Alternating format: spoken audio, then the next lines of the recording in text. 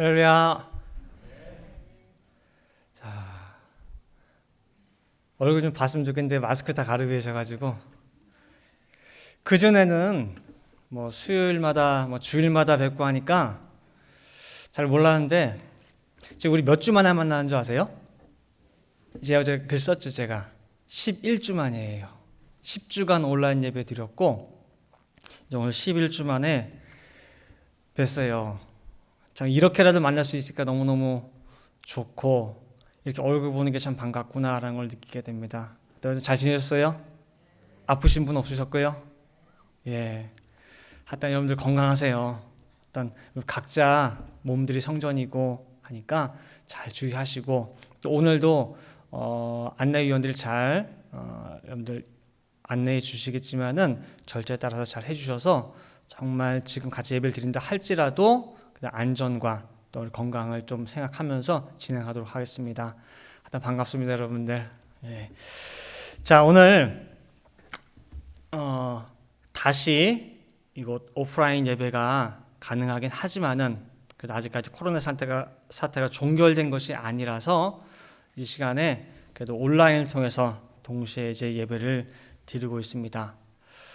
여러분들 10주간 집에서 예배를 드리면서 또 매일 이제 답답한 생활 하시면서 많은 생각들을 하셨을 거예요. 누구나 생전 처음 겪는 이때 정말 경제가 마비가 되고 어떻게 모든 가게, 백화점 문들 다 닫을 수가 있고 이런 때를 지나면서 과연 지금 이것이 하나님의 이 구속사 시간표 가운데에서 예정되어졌을 텐데 과연 그럼 이때는 어느 때인가? 어떤 의미인가? 아마 내가 알고 있는 모든 말씀을 다 총동원해가지고 아마 적용시켜 봤을 거예요. 그렇지 않으세요? 과연 지금 이때가 어떤 때일까? 과연 계시록이 어떤 말씀과 연결되나? 다니엘에 연결되나? 이 말씀 저 말씀 많이 찾아봤을 테고요. 그러면 이제 얼마 안 남았을까? 진짜 늘 말하던 말세가 지금 가까웠을까? 아마 많은 생각했을 거예요. 근데 분명히 이 시대도 하나님의 정확한 시간 속에 있다는 거예요. 시간표 속에. 그리고 중요한 것은 그 시간표 안에 있는 어떤 큰 사건을 지금 우리가 생생히 목격하고 있고 그 안에 지금 함께 살아가고 있다는 거예요. 그럼 이제 중요한 것은 뭐냐면은 지금 이때에 나는 과연 무엇을 해야 되냐라는 거예요. 나는. 그래서 오늘 각자 이 시대에 나에게 주신 말씀을 생각하고 한번 은혜를 나누도록 하겠습니다. 오늘 본문 계시록 7장 보시면은요, 이 7장은 6째 인을 떼고 7째 인을 떼기 전 그 사이에 주신 계시, 그래서 중간 계시라고 합니다. 계시록은 어렵죠. 그러니까 나중에 계시록을 따로 공부할 시간이 있으면 자세히 공부하기로 하고 일단은 그렇게만 외워두세요. 7장은 6째 인과 7째 인 사이에 주신 중간 계시. 첫째부터 6째까지 인이 하나하나 떨어지면서 7째 인, 이제 큰 환란 전에 이루어진 일들에 대해서 우리에게 말씀하고 있습니다. 7째 인 큰 환란 전에 오늘 본문 계시록 7장 1절 말씀을 보니까 땅에 바람이 불게 돼 있어요. 큰 바람이 불게 돼 있는데 사방 네 모퉁이에 서서 일단 그 바람이 불지 못하도록 네 천사가 붙잡고 있습니다. 동서남북 어느 한 귀퉁이 예의 없이 불확실할 그 바람인데 그 바람이 뭐냐 그 소리예요. 성경에서. 그죠? 여러분들 세상에서도 그런 말 있죠. 가지 많은 나무에 바람 잘 날 없다 그러잖아요. 거기서 그 바람은 좋은 의미예요? 안 좋은 의미예요? 안 좋은 의미예요. 그죠? 자식들 많고 한데 이 자식이 좀 문제 있어서 해결되만 하면 또 뭐예요? 또 여기서 사건 터지고 여기서 또 사건 터지고 바람 잘 날이 없다는 거예요. 세상에서도 바람은 시련을 나타냅니다.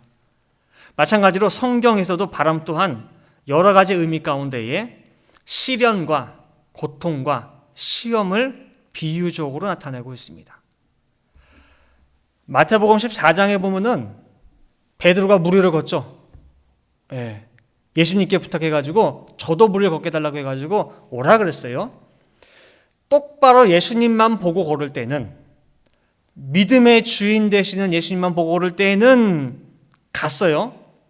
근데 뭘 보고 갑자기 퐁 물 밑으로 깔아앉아요. 뭘 보고? 파도 아니죠? 누누이 강조했습니다. 파도 아니에요. 뭘 보고? 바람을 보고예요. 마태복음 14장 29절부터 31절 말씀 보시면은요, 오라 하시니 베드로가 배에서 내려 물 위로 걸어서 예수께로 가되 바람을 보고 무서워 빠져가는지라 소리질러 가로되 주여 나를 구원하소서 하니 예수께서 즉시 손을 내밀어 저를 붙잡으시며 가라사대 믿음이 적은 자여 왜 의심하였느냐 하시고 그랬어요. 자, 이 구절에서 우리가 바람의 정의, 바람이 뭘 비유하는지 우리가 유추해 볼 수가 있습니다. 베드로를 향해서 예수님이 손을 내미시면서 분명히 뭐라고 했어요? 믿음이 적은 자요 그랬어요. 왜 의심하느냐 그랬어요. 그래서 증명했거든요. 그럼 지금 베드로의 믿음이 적게 사라지게 만들고 의심하도록 만든 게 뭡니까? 그러면은 뭘 보고? 바람을 보고 해요. 그렇다고 한다면 바람은 믿는 자의 믿음을 흔들고 의심케 만드는 것이 바람이라는 것을 우리가 알 수가 있는 거예요. 자, 바람이 뭐라고요? 바람이 믿는 자의, 믿음 없는 자가 아니에요. 믿음 없는 자 같으면은 바람이 아무런 관계가 없어요. 근데 믿는 자 속에 있는 그 믿음을 흔들고 의심하게 만들고 잃어버리게 만들고 결국에는 베드로처럼 침몰케 만드는 것이 바람의 정의예요. 바람의 의미라는 거예요. 근데 이러한 바람이 오늘 계시록 7장 1절에도 등장하고 있습니다. 이일 후에 내가 네 천사가 땅 네 모퉁이에 선 것을 보니 땅에 사방의 바람을 붙잡아 라고 말씀하고 있어요. 온 땅 사방 동서남북 안 부는 곳이 없도록 예정된 그 바람을 붙잡고 있다는 거예요. 이 바람은 국지적으로 부는 바람이 아니에요. 인간이 땅에 발 딛고 있는 이상은 절대 피할 수 없는 예외 없는 바람이 불어요. 이 바람이 불면은 갈 낙엽 떨어지듯이 수제자 베드로 물밑에 깔아앉듯이 환난에서 견딜 자가 없다는 거예요. 그래서 준비시키는 것이 바로 뭐예요? 잠깐 시간이 있어요. 유예기간이. 그럼 전 세계적으로 불게 될 이 바람이 뭘까? 라고 아마 이 계시록 7장을 읽으신 분들은 생각해 봤을 거예요. 공부도 해보셨을 테고 이게 핵전쟁일까? 3차 세계대전일까? 아니면 계시록에 등장하는 유브라다 강에 온 세상의 왕들이 다 모이고 그 전쟁이 아마겟돈이라고 하는데 그 마지막 아마겟돈 전쟁이 바람인가? 이렇게도 저렇게도 우리가 유추해 볼 수가 있어요. 근데 왜 우리가 공통적으로 유추하는 그 바람의 정체를 대부분 보면 뭐예요? 전쟁이에요. 전쟁. 왜냐면은 인류 역사 가운데 전 세계적으로 영향을 끼쳤던 것들이 전쟁 말고는 생각나는 게 별로 없거든요. 어디에 유행병이 돌았대, 어디에 뭐가 있었대라고 해도 유럽에 국한되거나 어떤 지역적으로 국지적인 환란이고 지역적인 바람에 머물렀거든요. 전 세계적인 바람은 전쟁 외에는 떠오르는 것이 별로 없어요. 그러니까 마지막 때 부는 바람도 우리가 3차 대전 아니면 핵전쟁 아니면 무슨 아마겟돈 전쟁 쪽으로 많이 가요. 근데 그 개념이 이번 코로나 팬데믹 사태를 통해서 많이 바뀌었어요. 전 세계 예외 없이 바람이 불 수 있다는 것이 전쟁 아니고도 가능한 것이 우리가 목격을 한 거예요. 여러분들도 그렇지 않으세요? 무지막지한 핵 뭐 대단한 미사일 그런 거 아니래도 눈에 보이지 않는 작은 그 바이러스 하나가 전 세계에 지금 태풍을 일으킬 줄은 아무도 몰랐어요. 미국에서 지난 4개월간 죽은 사망자 숫자가 10만 명이 넘어요. 그리고 이 숫자는요, 한국 전쟁과 베트남 전쟁 합친 사망자보다 더 많다고 합니다. 지난 4개월간 죽은 숫자가. 따라서 오늘 본문에서 말씀하는 땅 사방에 바람이 분다는 그 말씀, 어느 때보다도 실감나게 체험하는 그런 시대를 우리가 지금 살아가고 있습니다. 아까 바람의 의미가 뭐라고 했죠? 바람의 의미가 믿는 자의 믿음을 흔들고 의심케 해서 결국 침몰케 시키는 것이 바람이라고 했어요. 자, 이번 코로나 사태, 우리 성도들의 믿음은 건강하십니까? 괜찮으세요? 혹시 바람 맞으신 분 안 계세요? 코로나 병 걸린 게 아니고 바람 맞으신 분 안 계시냐고 소리예요. 여러분들 영어로 스트로크라고 하죠. 영어로 스트로크. 한국말로는 뭐예요? 중풍. 그러니까 풍이라고 그래요. 풍. 근데 이 풍자가 무슨 풍자예요? 바람 풍자예요.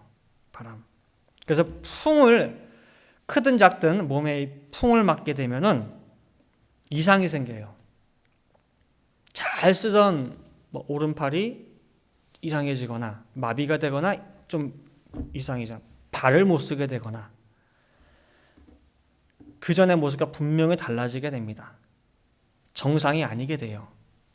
그전에는 굉장히 총기도 있고 사리분별 정확하고 있는데 푹 맞고 나면 그 다음에 뭐예요? 사람이 세상 말로 어벙벙해져요. 그죠? 그게 바람을 맞은 거예요. 이번이 코로나 바람이 불 때에 제가 물어봤죠. 바람 맞으신 분 안 계시냐고. 바람을 맞게 되면은 달라지게 돼요. 조금이라도. 그 전에 하나님 일이라면, 아버지 일이라면은 정말 열심히고 팔 걷어붙이고 그냥 씩씩하게 막 일하고 사방팔방 뛰어다니고 했는데 어느 순간 그 팔이 잘 안 움직여요. 다리가 잘 안 움직여요. 굳어져 버립니다. 그동안에는 받은 번 말씀의 기준이 정확하게 있어서 주관도 있고 그 사리분별이 정확했어요. 참 지혜롭게 행했는데 바람이 들고 나니까 뭔가 모호해지게 돼요. 이것도 아닌 것이 저것도 아닌 것이 덥지도 않으면서 차갑지도 않으면서 푹 맞으면 그렇게 됩니다. 이번에 코로나 바람이 세상에도 불었지만은 전 기독교 내, 교회 내에도 다 불었습니다. 그리고 지금도 불고 있습니다. 그래서 제가 바라옵기는 우리 성도님들, 늘 푸른 동산의 성도들은 한 사람도 이 푹 맞지 않기를 간절히 바랍니다. 의연한 믿음의 모습 변치 않기를 간절히 바랍니다. 그래서 이 본문의 계속 7장의 바람은 지금 코로나 바람과는 비교도 되지 않아요. 어떻게 보면 여러분들 그렇게 생각하세요. 앞으로 불 큰 바람에 대한 예방주사라고 생각해도 될 거예요. 지금 이것도 감당 못해서 휘둘리게 되면요, 앞으로 불 이 바람은 뭐예요? 감당 못합니다. 다 떨어지게 되어 있어요. 그리고 다행히 그 사방 바람 불기 전에 네 천사가 붙잡고 있습니다. 언제까지 붙잡고 있느냐? 오늘 계시록 7장 2절 말씀 보니까 다른 천사가 해 돋는 데로부터 하나님의 인을 가지고 올라오고 하나님의 종들의 이마에 인치기까지 이 바람을 네 천사가 붙잡고 있습니다. 언제까지요? 하나님의 종들의 이마에 인칠 때까지예요. 즉 이 시간은 한정된 시간이에요. 언제까지 이어진 시간이 아니라는 거예요. 자, 그러면은 마지막 때 이 다른 천사를 통해서 이루어지는 인치는 역사, 그 인은 뭐냐라고 할 때에 도장이죠, 도장. 인친다는 것은 뭐냐면은 그런 1차적으로 이런 의미가 있습니다. 절대 안전, 절대 보호, 그 다음에 절대 보장이라고 하는 의미가 1차적으로 있습니다. 절대 안전, 절대 보호, 절대 보장. 자, 그럼 이 입 맞은 사람들은, 자, 입 맞고 나면 그다음 바람이 불겠죠? 환란의 때가 찾아오겠죠? 그럼 입 맞은 사람들은 그 환란의 때에 같이 동참을 할까요? 예외로 있을까요? 예? 환란의 때가 같이 있어요? 예외로 있어요? 절대 안전이고 절대 보호하심을 받는다고 했으니까 어딘가 지하 벙커? 동굴? 열애로 생각하기 쉽지만은 그렇지 않습니다. 함께 그 환란의 장소에 있어요. 같이. 환란의 때를 똑같이 지냅니다. 그런데 다른 점은 뭐냐면요. 환란의 때를 똑같이 지나지만은 그 입맞은 자들에게는 환란이 아니에요. 환란이어야 되는데 그 사람들에게는 환란이 아닌 거예요. 태풍 속에 태풍의 눈이라고 하는 무풍지대가 있듯이, 심지어 그 안에서는 밤하늘 별도 보이는 안전지대가 있듯이 환란을 똑같이 통과하나 환란이 아닌 하나님의 예비하신 밀실이 그들에게는 예비되어 있다는 거예요. 이사야 26장 20절 말씀 보시면은요, 내 백성아 갈지어다 내 밀실에 들어가서 내 문을 닫고 분노가 지나기까지 잠깐 숨을 지어다 라고 말씀하고 있어요. 큰 환란, 분노의 때 속에서 내 백성이 들어가서 있을 뭐예요? 밀실이 있어요. 다른 사람들은 못 살겠다고 야 어떻게 사냐? 두려워서 어떻게 사냐? 벌벌 떨고 있는데 저 사람은 의연해요. 두렵지도 않은가 봐. 그 용기와 담대함이 어디서 나와요? 은혜예요, 은혜. 하나님의 분노가 태풍같이 몰아쳐도 그 태풍의 안에, 태풍의 눈 속에서 절대 안전, 절대 보호, 절대 보장의 자리가 있듯이 하나님의 인친 곳이 있고 밀실이 있다는 거예요. 이것을 우리에게 예표로 보여주는 구약의 사례가 있죠. 첫 번째로 보면은 출애굽기 7장부터 11장까지 보시면은 이스라엘 백성 이끌어내기 위해서 애굽에 10가지 재앙이 쏟아집니다. 그때 하나님께서는 구분을 하셔요. 똑같이 환란의 때를 지나지만은 그때 환란의 때를 면케해 주시는 것을 볼 수가 있어요. 10가지 재앙 가운데에서 파리 재앙, 고센이 없습니다. 악질 재앙, 고센에는 못 갔어요. 우박 재앙, 그 우박장에 바람 불 때 고센에는 불지 않았어요.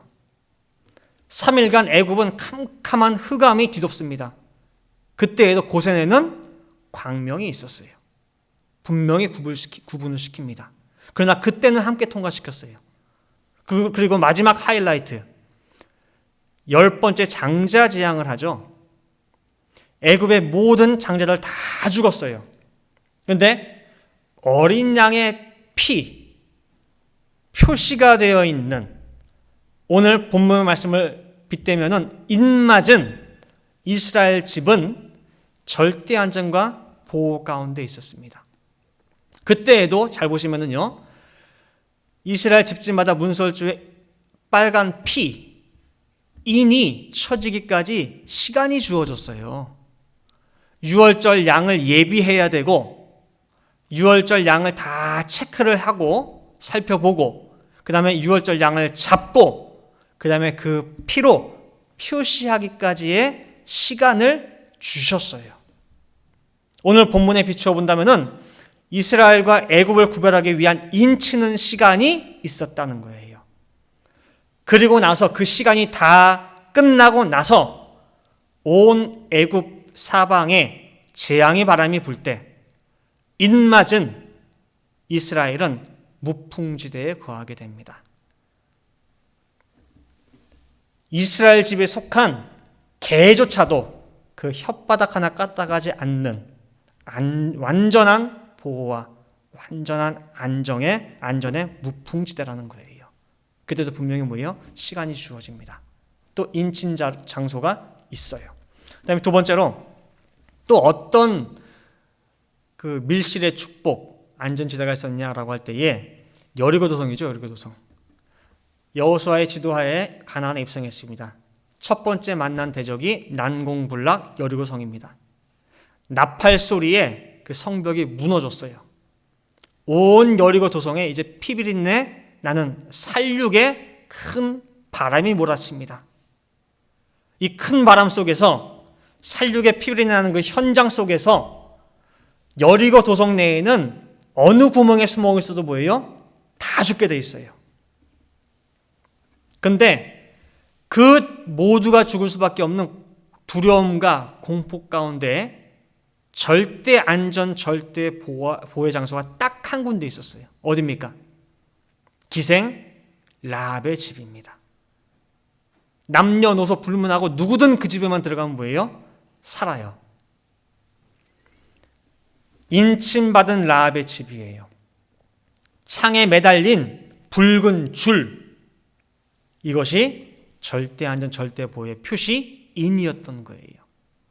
따라서 분명 마지막 때에도 큰 환란의 바람 때가 예비되어 있습니다. 그리고 성경은 이때에 다 죽어 그런 게 아니에요. 분명히 능히 피할 수 있다고 말씀하고 있습니다. 누가복음 21장 36절 말씀에도 보면은 이러므로 너희는 장차 올 이 모든 일을 능히 피하고 인자 앞에 서도록 항상 기도하며 깨어있으라 하시냐 그랬어요. 간신히 피하고가 아니에요. 능히 넉넉하게 피할 수 있다는 거예요. 너희가 알고 깨닫고 준비하기만 하면은.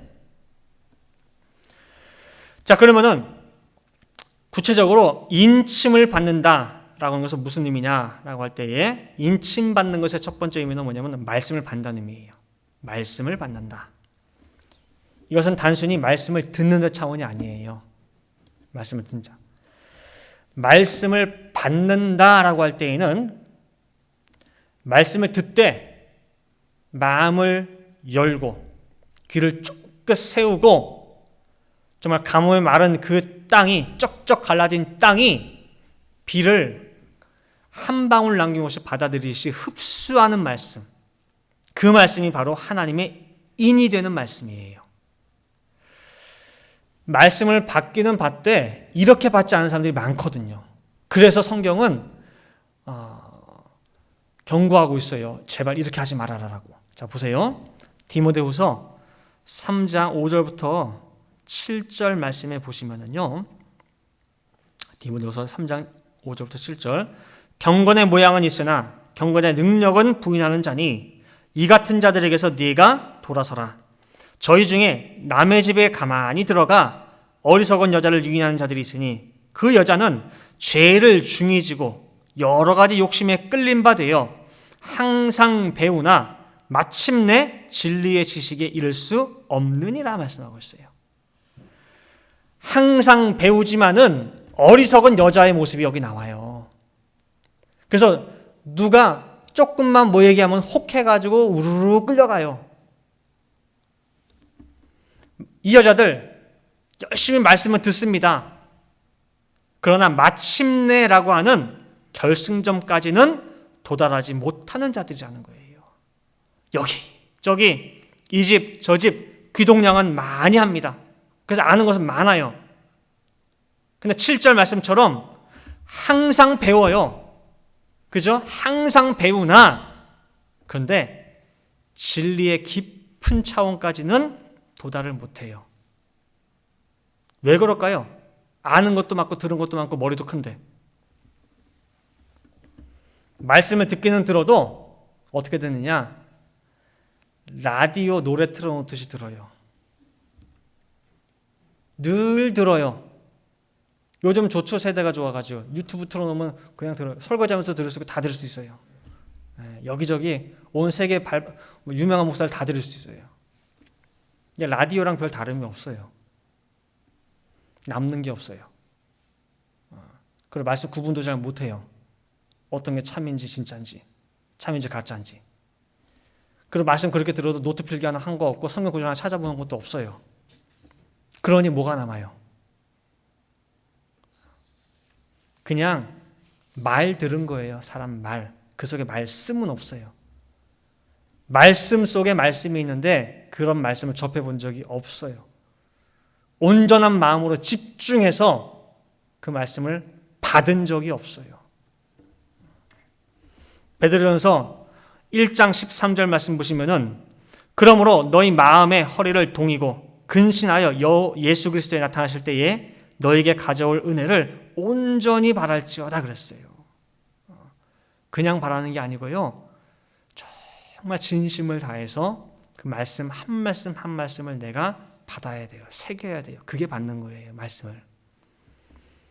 해바라기가 태양만 쫓아다 얼굴 돌리듯이 마리아가 예수님 발밑에 앉아가지고 말씀에 그냥 푹 빠져요. 언니 마르다가 그냥 뭐라고 하든 말든 그냥 말씀에 빨려 들어가요. 그렇게 말씀에 빨려 들어가서 그 말씀을 들을 때에 그 말씀이 나에게 생명이 되고 능력이 되고 더 나아가서 하나님의 인이 되는 거예요. 그게. 하나님의 인치게 되면은 하나님이 그 다음부터 뭐예요? 간섭하셔요. 얘는 누가 뭐래도 내 백성이야. 얘는 나밖에 몰라. 나만 바라봐.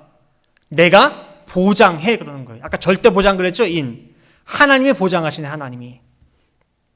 얘만큼은 진짜 믿음 가진 내 사람이야. 라고 인침을 받게 되는 거예요. 언제요? 말씀을 받을 때. 온전한 마음으로 그 말씀을 받을 때 인침을 받게 돼요. 그 다음에 두 번째로 인침 받는다는 것은 더 나아가서 말씀으로 물이 든다는 의미입니다. 말씀으로 물이 든다는 의미예요. 오늘 계시록 7장 3절 말씀 볼 때 인이 이마에 받죠? 이마에. 자, 다른 천사가 해놓은 데서 와서 인칠 때에 시간이 얼마나 걸릴까요?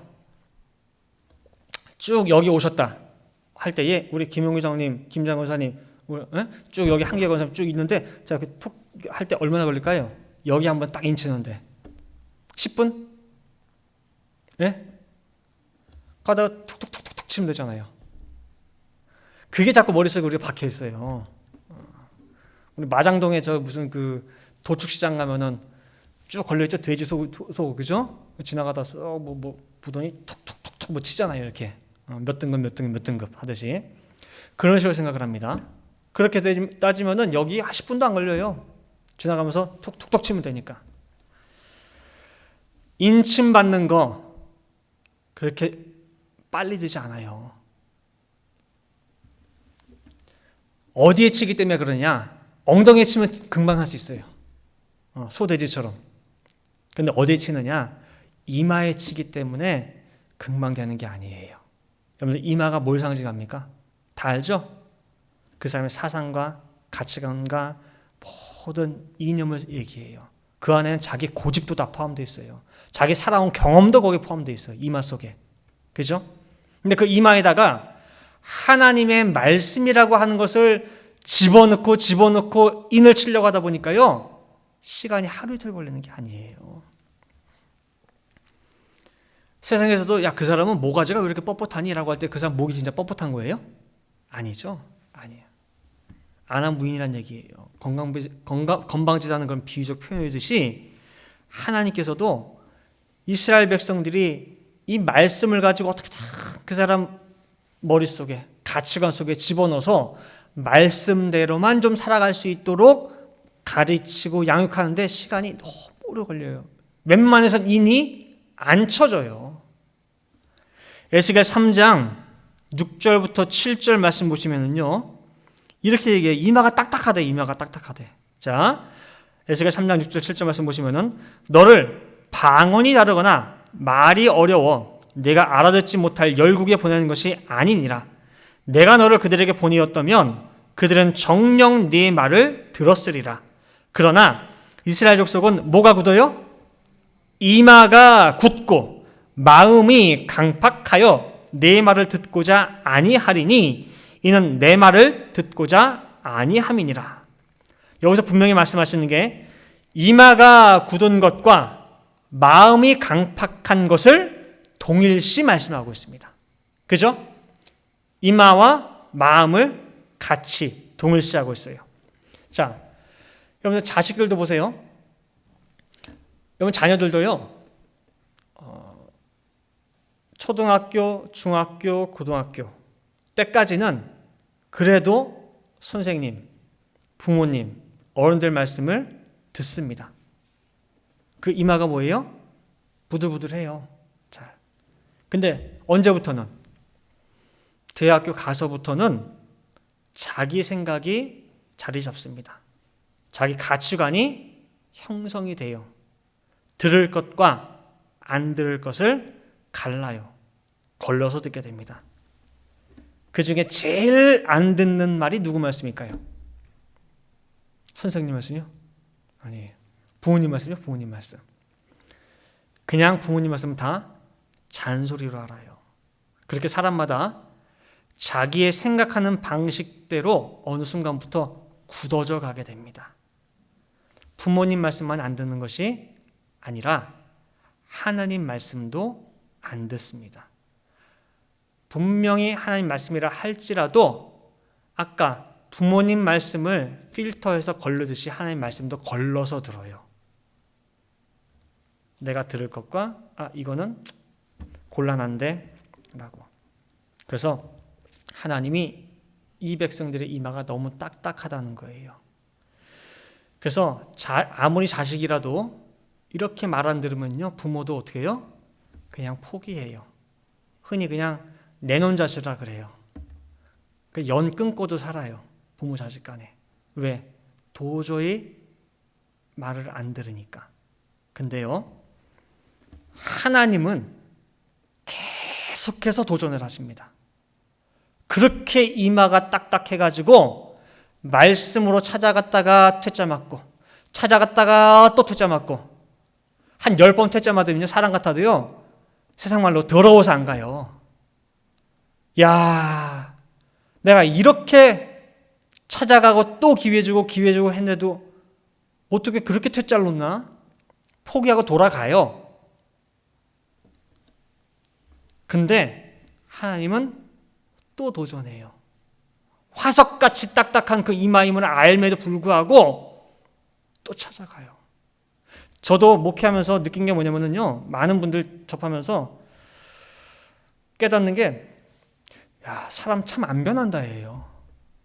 느껴보셨어요? 사람 참 많이 안 변해요. 말씀 받아서 여러 가지 일 겪고 체험도 해서 연단 받아서 좀 이제 바뀌었으려나 하는데요, 어느 순간 뭐예요? 똑같아요. 세상 말로 하면 징그럽게 안 바뀌어요. 그죠? 근데요, 하나님은 그럼에도 불구하고 또 에스겔 선지자를 보내가지고 말씀 전하라고 보내요. 그 사람, 걔네들 이마가 사석같이 단단해? 그럼 나도 네 이마를 다이아몬드, 금강석처럼 단단해가지고 보낼게. 해가지고 또 도전하는, 그게 하나님의 뭐예요? 은혜고 사랑이에요. 포기하지 않으시는 거.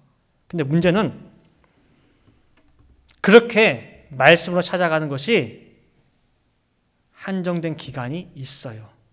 인침받을 수 있는 기간이 정해져 있다는 거예요. 따라서 인침받은 기간이 가까워오는 그때, 그것을 우리가 마지막 때라고 합니다. 마지막 말씀이라고 합니다. 따라서 그 마지막 때, 마지막 말씀이 나올 때에 반드시 우리는 그 이마를 어떻게 해요? 부드럽게 해야 됩니다. 그리고 그 말씀이 스며들어갈 수가 있어서 어느 순간부터 그 말씀으로 내 생활이 지배가 되고 말씀에 물이 들어야 됩니다. 담배 못 끊는 분들한테 우리가 그렇게 얘기하죠. 담배 인이 배겼다고. 그죠? 온몸에 담배 물이 든 거예요. 자, 몇 번이나 피면 담배 인 배기겠어요? 10번? 100번? 숫자 셀 수 있는 건 인백인 게 아니에요. 셀 수 없을 만큼이에요. 말씀으로 인백이는 것도요, 하루아침에 되는 거 아닙니다. 오랜 시간 걸쳐서 서서히 되는 거예요. 그래서 여러분들 분명히 마지막 때의 큰 바람, 여러분들이 성경을 진리로 믿는다고 한다면은, 참된 말씀을 믿는다고 한다면은 분명 바람이 붑니다. 그렇다고 하면은 우리에게 주어진 이 때, 인을 맞을 수 있는 이 때에 이 말씀에 완전히 퐁당 빠지셔서 그 말씀으로 온 내 머리부터 발끝까지 물이 드시기를 간절히 바랍니다. 그래서 말씀 듣고 또 들으세요. 시간 될 때마다. 로마서 10장 17절 말씀 보시면은 그러므로 믿음은 들음에서 나며 들음은 그리스도의 말씀으로 말미암았느니라 말씀하고 있습니다. 들으세요. 그리고 그 복음에는, 자, 로마서 1장 17절 말씀에 복음에는 내가 듣고 하다 보면은 어느덧 그 말씀 안에서 뭐가 나타나느냐? 복음에는 하나님의 의가 나타난대요. 의가 나타나요. 그래서 내가 자의적으로 내 의지로 뭔가 의롭게 살아야지 뭐 하지 않아도 말씀을 듣고 하다 보면은 그 안에서 저절로 의가 나타나서 내 생활 가운데에 의의 모습으로 변모가 되는 거예요. 이제 결론 맺도록 하겠습니다. 인침을 받는다. 첫 번째 말씀을 받는다고 그랬어요. 그 더 나아가 두 번째 말씀으로 완전히 물이 된다고 했습니다. 오늘 계시록 7장 3절 하나님의 종들의 인치기까지 기다리고 있으라. 이 시간은 분명히 정해져 있습니다. 남은 문제는 뭐냐? 숙제는 뭐냐? 우리가 이 기간 동안에 인을 받느냐 못 받느냐의 문제만 남아 있습니다. 그러면 그 인치는 기간 언제부터 시작될까요? 언제부터? 우리가 깨닫든 못 깨닫든 지금도 이 하나님의 인의 역사는 진행 중에 있습니다. 그리고 그 인치는 역사가 진행되는 가운데에서 갈라지는 역사가 있어요. 아까 그랬죠? 말씀을 듣고 또 들은 자는 그 말씀 안에서 의가 저절로 나타나요.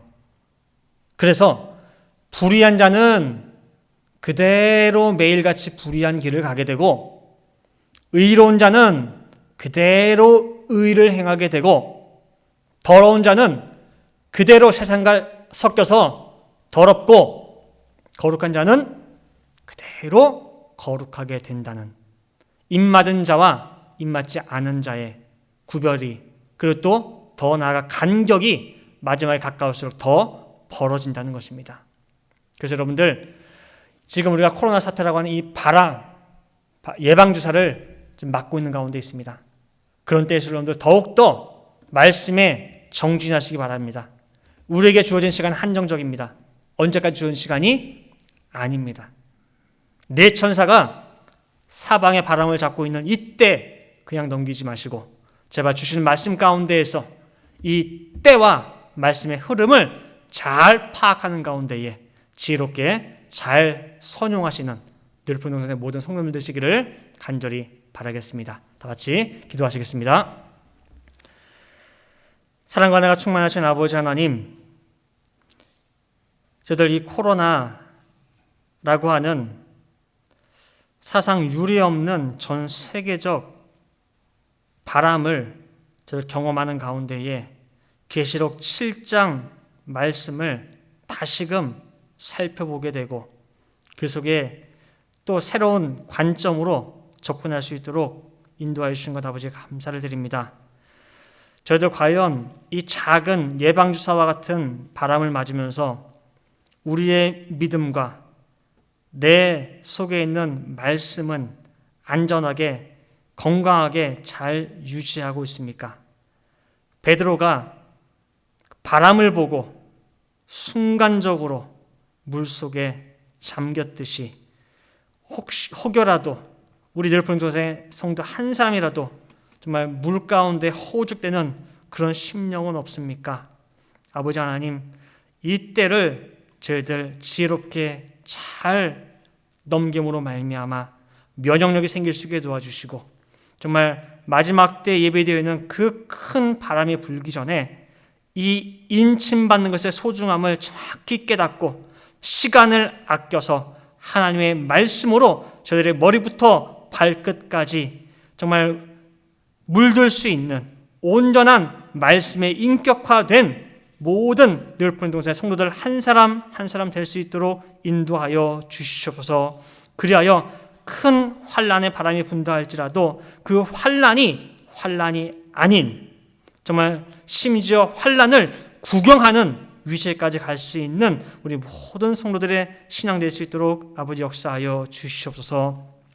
성경 읽기에 게으르지 않게 도와주시고 또한 굴사 말씀 배우기에 게으르지 않게 도와주시고 날마다 말씀과 기도로 거룩한 삶 살아갈 수 있는 우리 성도들 다 될 수 있도록 아버지께서 인도해 주시고 보호해 주실 줄 믿고 감사드리며 이 모든 말씀 사랑의 말하신 예수 그리스도 받들어 기도 올리옵나이다. 아멘. 이렇게 영광의 박수 올리겠습니다.